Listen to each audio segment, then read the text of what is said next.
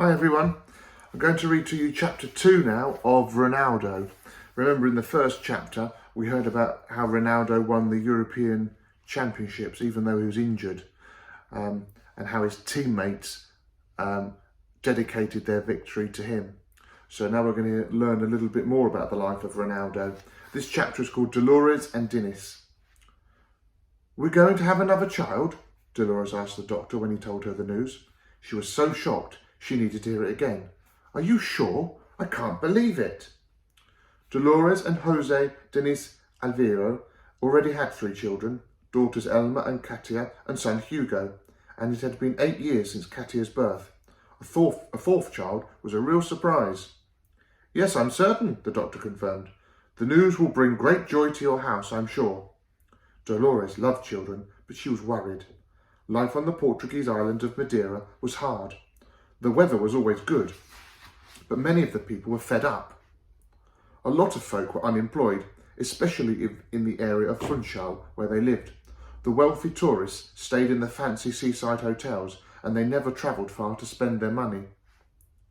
Dolores worked hard making wicker baskets to sell, but Dinis had returned from the army and couldn't find a good job.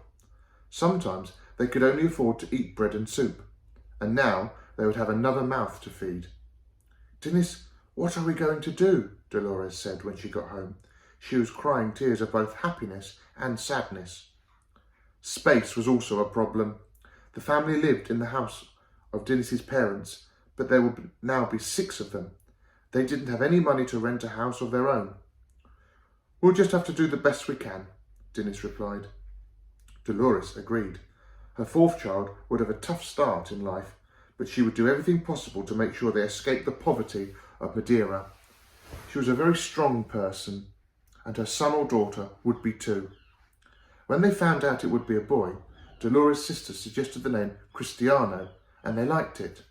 Dolores also chose to call her son after the actor and president of the United States of America, Ronald Reagan. "It's a good name, the name of an honourable and successful person," she told her family. Everyone agreed. Cristiano Ronaldo dos Santos Aveiro. Cristiano was a big, heavy baby. As the doctor placed him in a bed, he laughed. "It's a very good sign," he said. "Weighing that much, he could be a footballer." Both Dolores and Dinis loved that idea.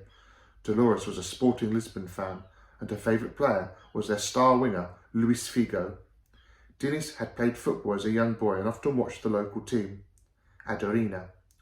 His friend, Fernando Sousa, would soon be Cristiano's godfather and the captain of Adorina. There were plenty of connections with football. "Let's hope so," Dinis replied with a smile. It wouldn't be easy, but anything was possible.